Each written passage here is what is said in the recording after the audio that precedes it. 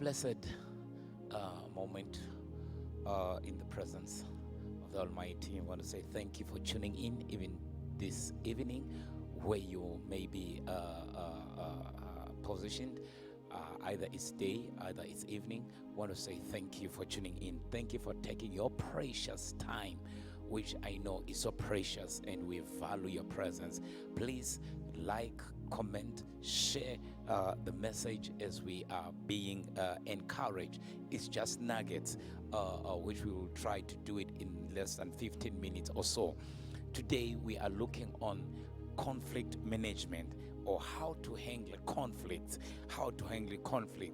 Many people are either in conflict at home, at work, in business, in governments, in schools, with friends, and some they are in conflict with themselves. Some are suffering from identity crisis conflict. You know, there are so many conflicts all over the world. Many people are moving towards a conflict. Others are in the middle of a conflict, yet others are just fresh from a conflict. Now, always try to resolve any conflict that comes your way as soon as it appears, before it festers and become a boil that is uncomfortable and sitting in an uncomfortable place, or it becomes an uphill to climb. Always try to resolve all conflicts as soon as they appear, because unresolved conflicts, they normally breed animosity between people, between friends, between relatives, between church members, between colleagues, between business people, between citizens, between nations. So much tension is always caused by unresolved conflicts. Find that siblings and relatives have got a big gulf between. Others, they will say it's a beef, they have a beef, but there is a gulf. You cannot jump, you cannot shake hands, you cannot offer help to somebody, because there is a gulf between, just because of conflict. The Bible encourages us to pursue peace with all men. Romans 12 verse 18 says, if possible, to the best of your ability, live in peace with all people. But if possible, to the best of your ability. Now, when conflicts arises, sometimes it doesn't mean you are enemies. Sometimes it means you are thinking differently. Sometimes it means you are wired differently. And you must always try to find each other in a place of agreement. Be proactive rather than reacting in solving conflicts. Learn to lead change when there is a conflict. Be the one who always go first. Be the one who lead change. The snake that you avoid to deal with today, tomorrow it may confront you as a dragon. So learn to deal with it now. Yes, we understand some conflicts, they cannot be solved, especially when one party is not ready to come on a round table. And some conflicts are rather sorted by separations, permanent separations. But let's all try to solve conflicts. Now, I want us to look at some few thoughts on how to handle conflicts. I always believe prevention of conflict is always the best option. But if the conflict is unavoidable, handle it by these few thoughts. Number one, be open. Be open with the people you are in conflict with. Don't bottle up issues. If you feel that you have not been treated fairly, voice out in the spirit of humility, honesty, care, and promote healthy dialogue. Just be open. Don't bottle up issues, but in the spirit of humility, honesty, care, and in promotion of a healthy dialogue, bring out your issues. Number 2, never dictate or bulldoze your thought line. Never dictate or bulldoze your thought line. Try to see things through the eye of the other person before you can even criticize the person who you are in conflict with. Try to see things. What moves the person to do what led that conflict?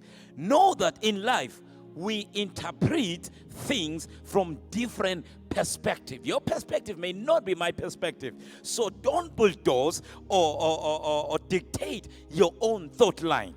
Number 3, accommodate other people's views on issues and try to look for a common ground of agreement in an issue. Then measure on that point of agreement. Accommodate other people's view on issues and always try to find a common ground of agreement in any issue. Then measure on the point of agreement. Dr. David Oyedepo, encouraging young preachers who were in conflict with seasoned preachers.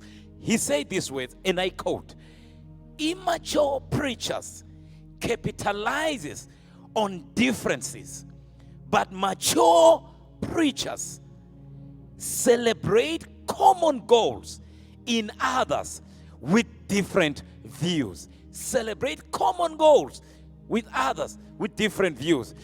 Simply saying, there will always be a common ground. Look for a common ground. Number 4, state your feelings without being rude. State your feelings without being rude. Your motives and manner of presentation can win or ruin a subject matter.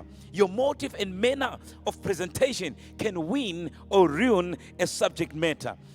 One can say the right thing at the wrong time, in the wrong way, and it annoys and worsens any condition. State your feelings without being rude. Number 5, learn to daily offer positive prayers for the people who you are in conflict with. Learn to offer positive prayers for the people you are always in conflict with. Number 6, try to see issues on the eyes of the victim. On the eyes of the victim. See things on the eyes of the victim. Number 7, learn to appreciate that you too are a contributor in any conflict. Either by what you said, either by what you have done. Sometimes just your presence intimidates someone and you find yourself, you're just in conflict just because of your presence. It's not always what you say. It's not always what you do. But sometimes people are intimidated by your achievements.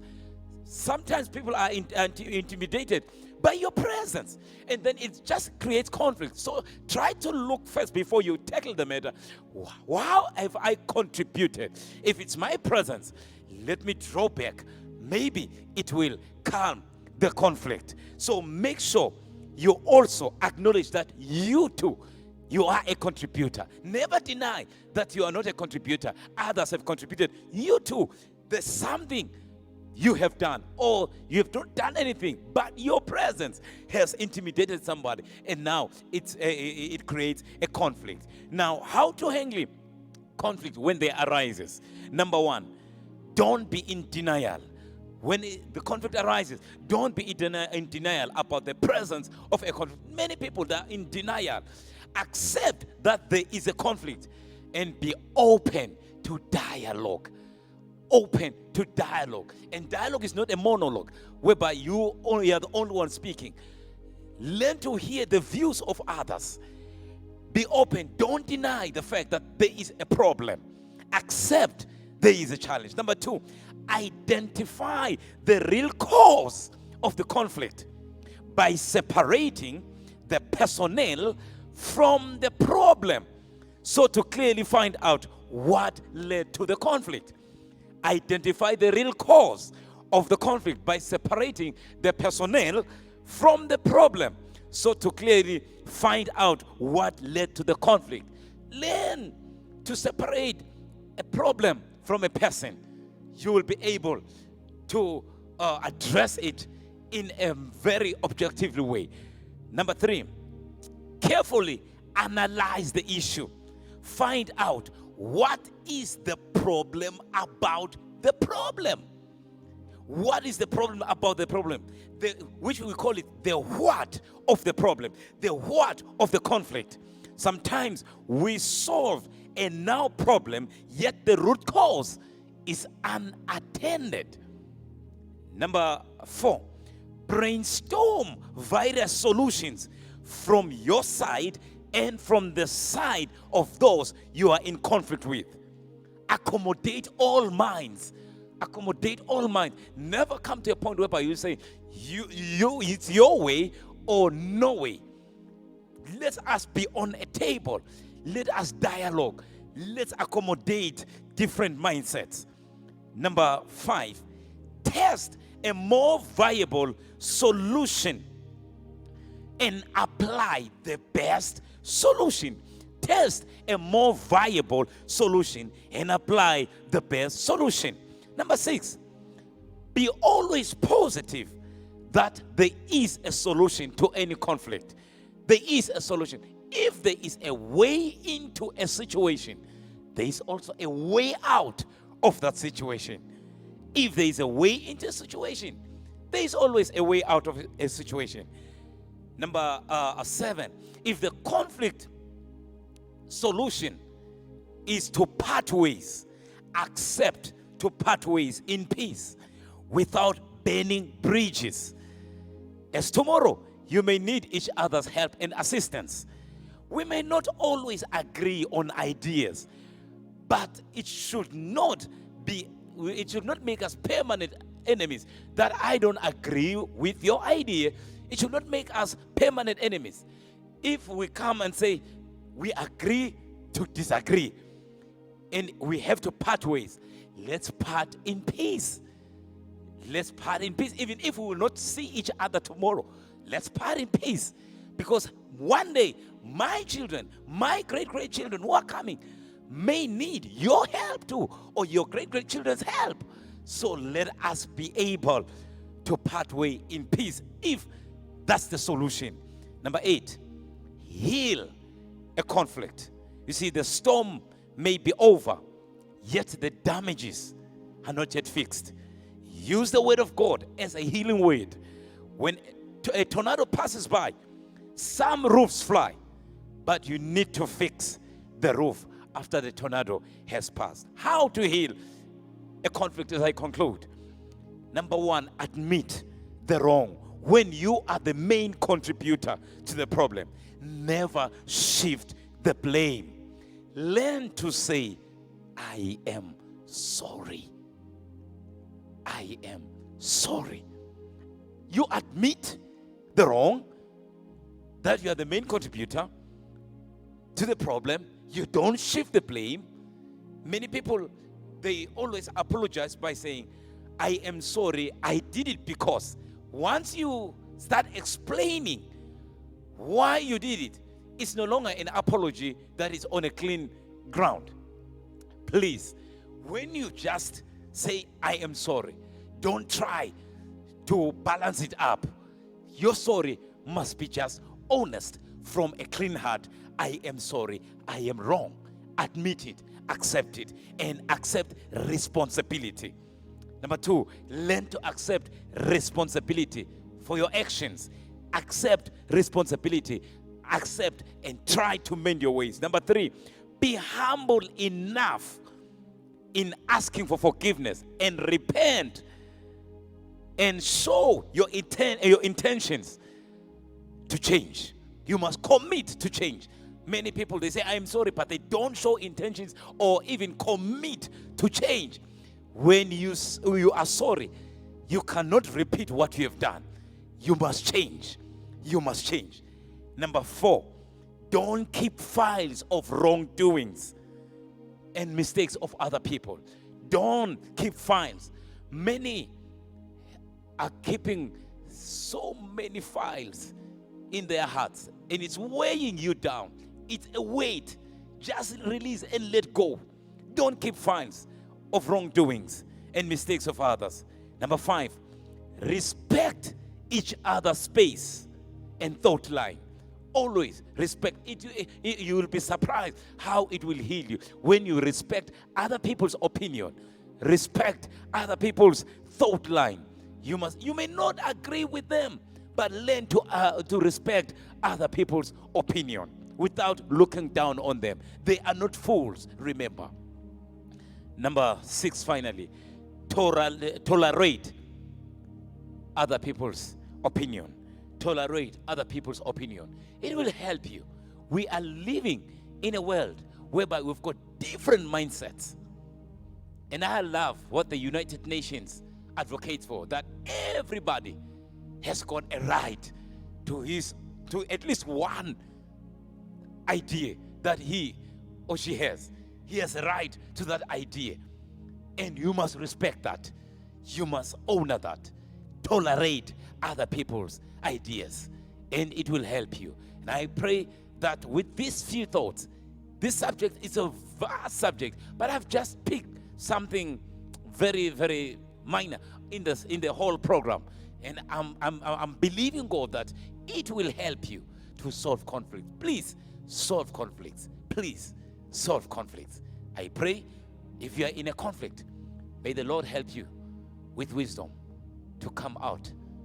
May the Lord help you with wisdom to see a way out of that situation. May the Lord give you wisdom to be at peace with all men. Pursue it with all your might. Live in peace with people as far as possible as you can. I pray for you. You are blessed. In your leadership department, may you lead well and may you be strong. We love you. Me and the crew here, we appreciate your support. Send through any offering that can help us to continue to be a blessing to others. We need your help. Thank you for helping us. And we love you so very much. And this time, I want to say, #Lendaba Isahamba Njalo. We love you. God bless you and thank you.